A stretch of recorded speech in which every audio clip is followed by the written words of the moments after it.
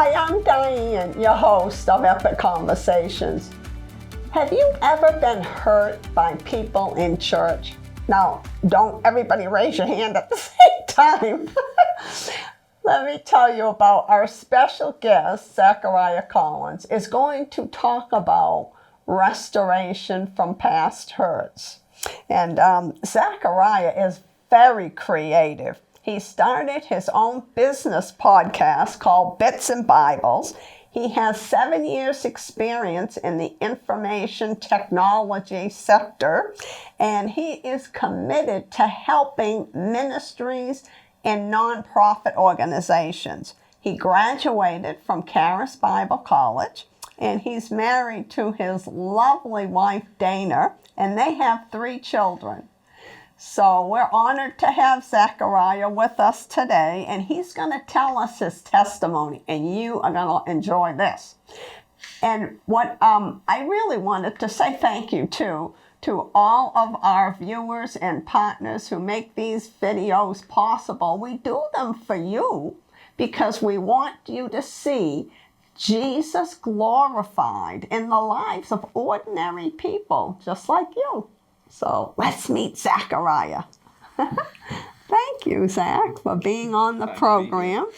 It's so good to have you. And so let's hear about your story. Gotcha. We want to hear your testimony because it's a good one, and a lot of people can identify with it. Yeah, so like many people, I grew up in church.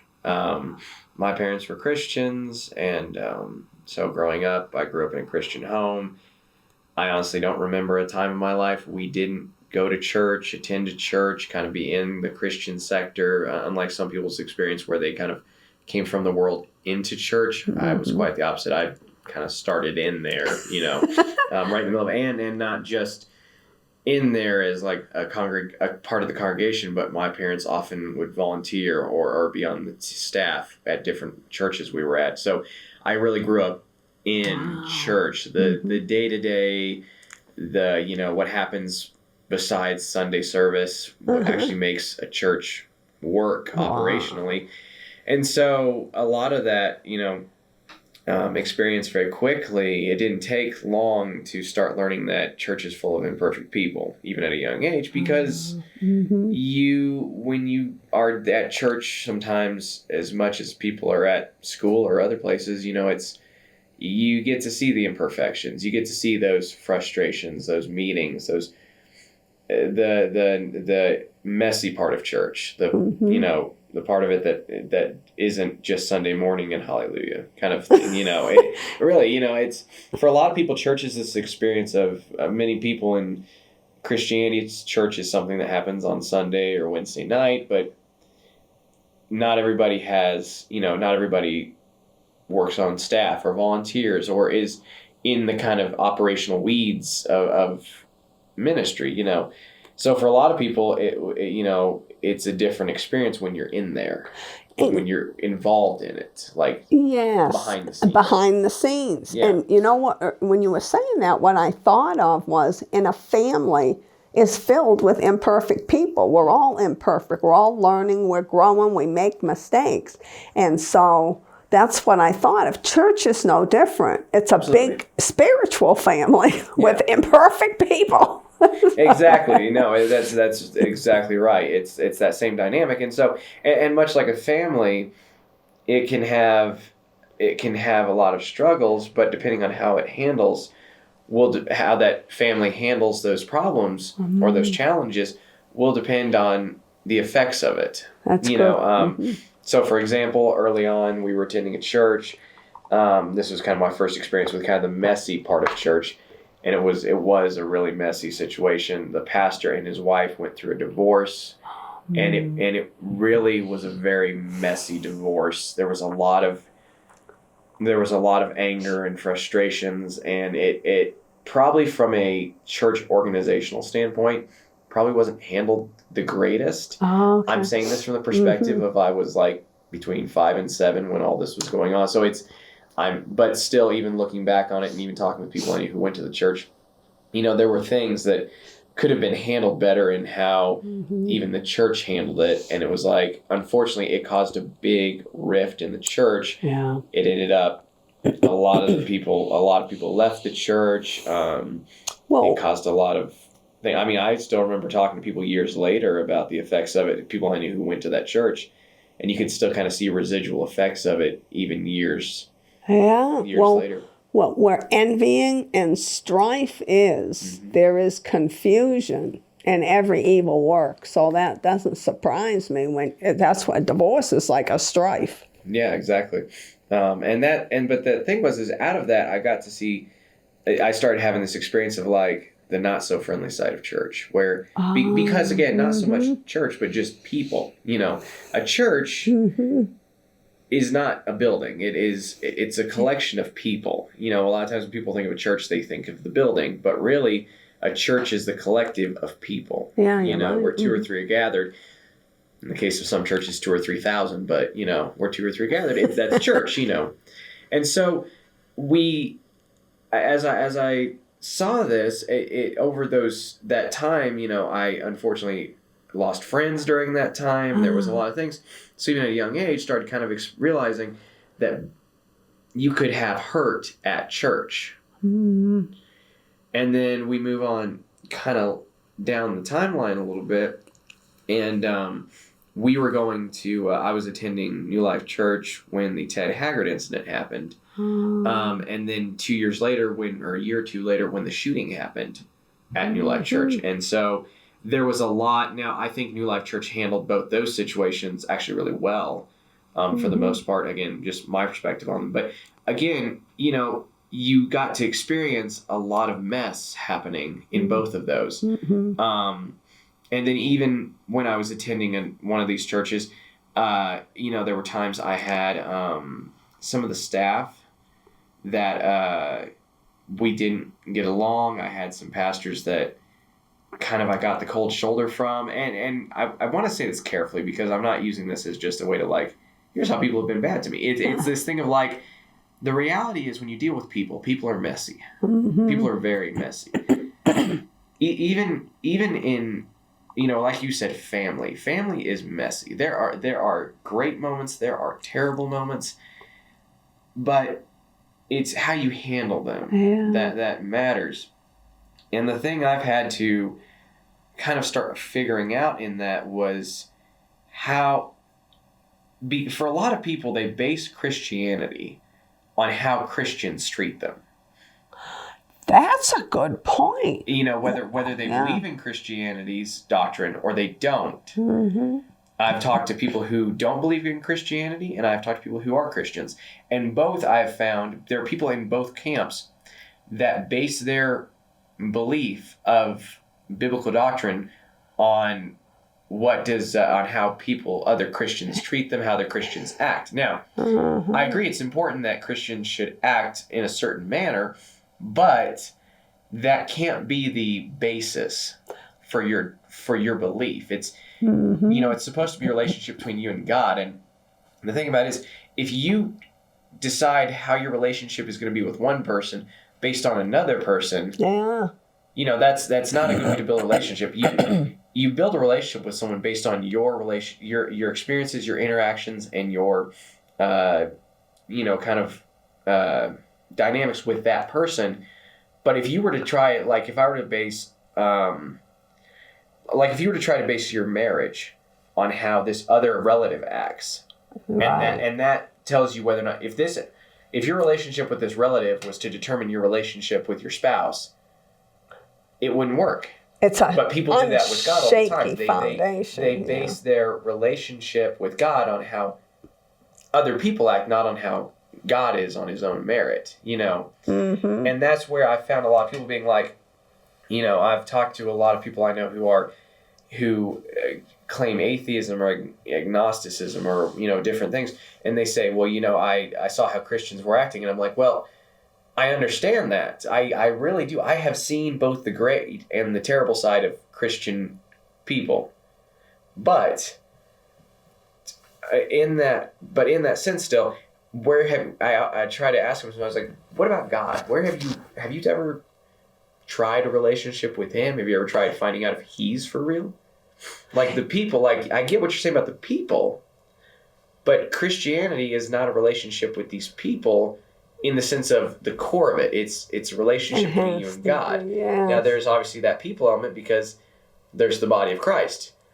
But the core foundation is a relationship between you and God. God, that's right. And that's, I think, where people in church hurt sometimes get off on the wrong track. Is you'll see so many people walk away from Christianity because how this person acted, how this church acted, I can't, whatever. But the problem is that means that was their core. Their core was based on how this preacher acted or how their friend who's a Christian acted or whoever. And it wasn't based on, do I believe that God is real? Mm-hmm. Do I have a relationship? Have I heard his voice speak to me? Have I seen his influence in my life?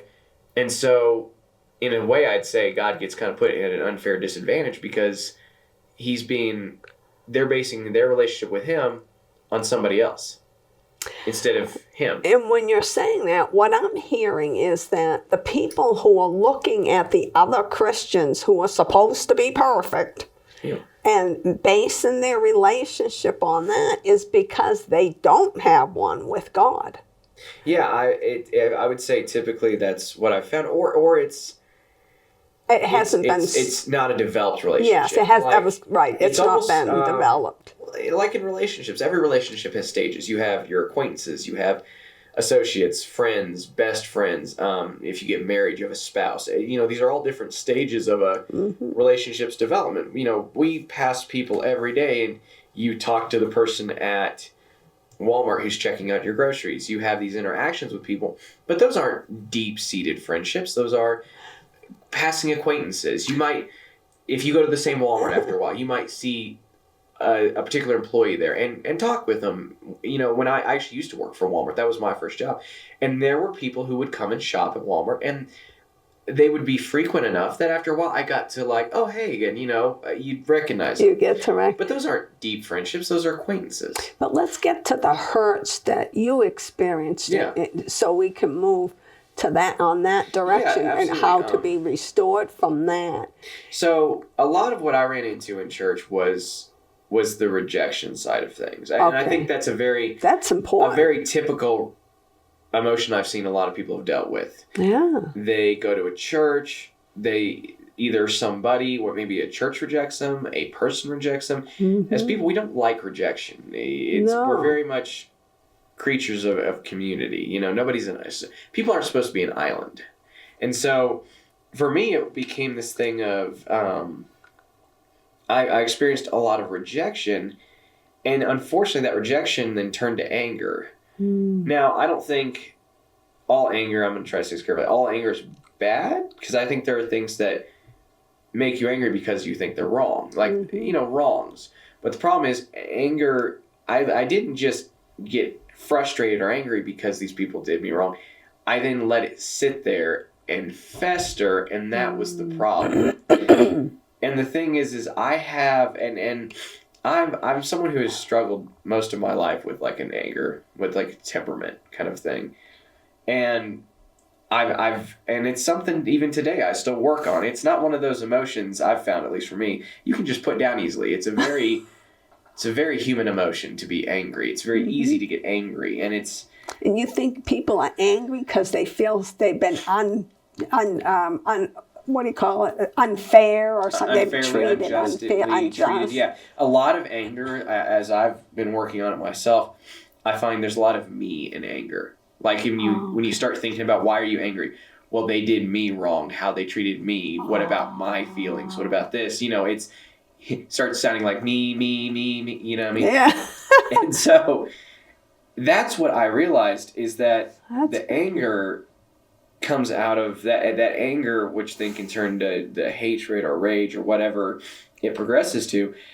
It came out of a lot of me, and I had to start going, okay, what is how do you reconcile that? Because it's something, and I mean, when I say it is something I have really struggled with, and I think for a lot of people, it's a real struggle. Like that feeling of anger because of something somebody did. And you know what? That person may have done you wrong. Yeah. They may have legitimately done you wrong. But the reality is I've had to start coming to terms with the fact that I can't control what other people do. What I can control is how I respond. That's good. And that was where I think as I started really getting a grip on that is where I've started like over the years kind of going, okay, I started noticing a change. And and I'll be honest with you, it's not something I've definitely fully beaten. Like I say this out of something that this is something every time you think, it's one of those things, and I'm sure other people have experienced this, when you have something you're working through, it's very rarely you just beat it round one. It's like something you have to constantly discipline yourself on every day. Yes. You know, your flesh wants to be fleshy. It wants to go, well, what about me? It's all about me. And the Spirit of God in you is going, is kind of, I want to say, confronting that, you know, because the Bible, when you read it, is not a very me book. It really is a very much others, you know, do unto others, love your enemies. A lot of that isn't me. It's very, what about them? Yeah. And so that's part of the reconciliation to get away from ourselves. I think so. As I've done this, Evelyn, like this realization that you have to get away from yourself, and two, you have to choose how you're going to respond, because people are just going to treat you how they're going to treat you. Now, if you can find a good crowd that treats you right to surround yourself with, I always recommend that. But, you know, like, regardless, you're going to get treated poorly by someone at some point. Yes. You know, you can probably guarantee that. Exactly. Like it could be as simple as somebody driving down the road. It could be a much more serious thing, like somebody you have a deep, close relationship with. But at some point, somebody will do you wrong. And whether it's in church, in marriage, in life, the thing I'm been really discovering is it's about how you're going to respond. That's good. And you were saying when you respond, would you say you would forgive the other person? Do you forgive yourself and choose to say, I got to figure out, maybe I should respond with the fruits of the Spirit? No, I think a lot about James. So James 1:19, it's let every man be quick to listen, slow to speak, and slow to anger. Say that one again. That's good. It is. And then if you look at verse 20, it goes, this part I can't quote quite as well, but essentially it's for the wrath of man doesn't produce the righteousness of God. Probably didn't quote that perfectly, but the reality being, the Bible talks a lot about your tongue and controlling it and how you respond. Jesus covered a lot on how you respond. He didn't say people weren't going to be difficult. He just kept going on, how are you going to respond to them? I mean, look at him. Look how he responded to people. And in that situation, that's where I started realizing, like, regardless, people want to find out how to deal with, like, church hurt, how to deal with, like, being hurt by the church. And the reality is, dealing with it involves realizing you can't fix the other side of it. Somebody is going to hurt you. Somebody is going to offend you. But what about us? So you're saying we have to take responsibility. Yeah. And maybe in some of the cases, maybe we were wrong in some areas. You know what? A lot of times I have done this a lot. I've done this plenty of times in my life where I've gotten mad because I felt somebody did me wrong. But as I went back to the situation, I went, I really didn't handle that well either. Either whether it was completely my fault or partially, or, it's more like, what did I do wrong in that situation? How do I handle that situation differently? And it's tough. It's tough because it's really simple to just say it's their fault. Yes. But it's a lot hard to be like, wait, did I do this? Did I start this? Did I cause this? And so that's that point of, like, really getting into the restoration piece of, You've got to go to God and go, where was I in the wrong? Was I in the wrong? Where was I in the wrong? And how do I change it?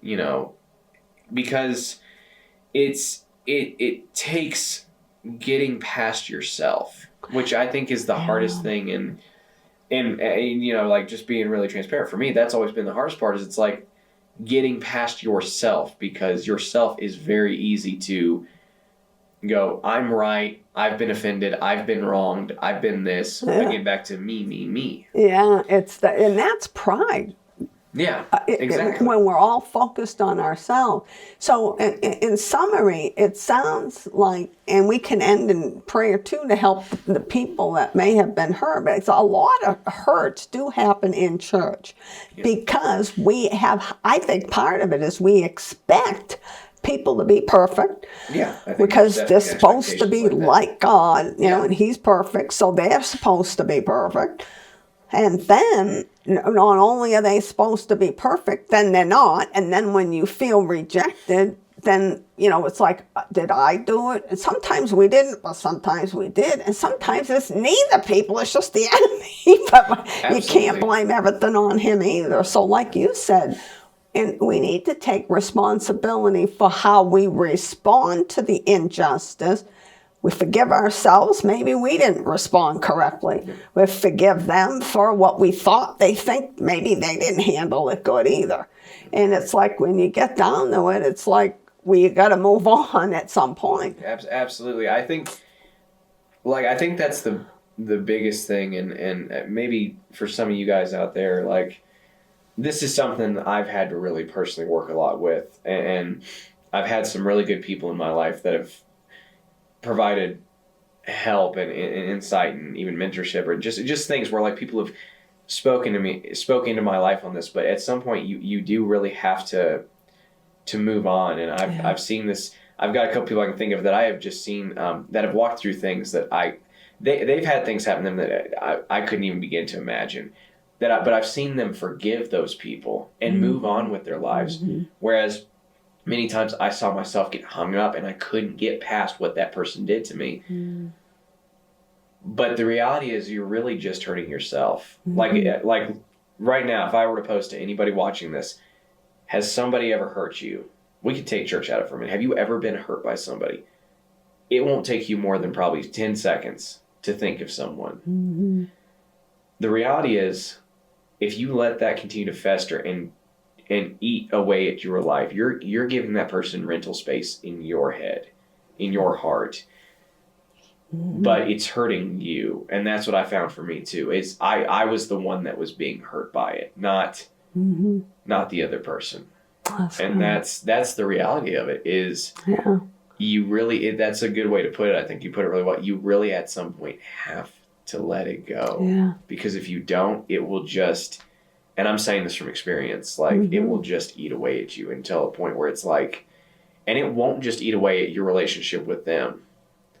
I've seen it eat away at other relationships where I let that offense, I got offended, and it started giving me a bit of a distorted perspective on things, and it started affecting other relationships. Oh, yeah. Yes, it would. Yeah. And you don't want that. You want to stay free. You want to have your heart clean. Absolutely, yeah. And thank you so much. Thank you for sharing. That was awesome. That was awesome. And thank you for joining us. I mean, there are some powerful things here about how to handle hurts. You know, one thing, we all gonna get them. So, but there is restoration in the process. I'll have all the information and how you can connect up with Zach in the notes. And please subscribe, like, comment, and share this episode with others so more people can see it. And if you would like to partner with us and impact the lives of more people, go to our website, dianegrubus.com, and sign up. We look forward to seeing you next time. And in the meantime, have an epic conversation with Jesus. Hi, I'm Diane Grubus, and I've started a ministry, and I want to bless you. I'm so excited about it. DianeGrubus.com.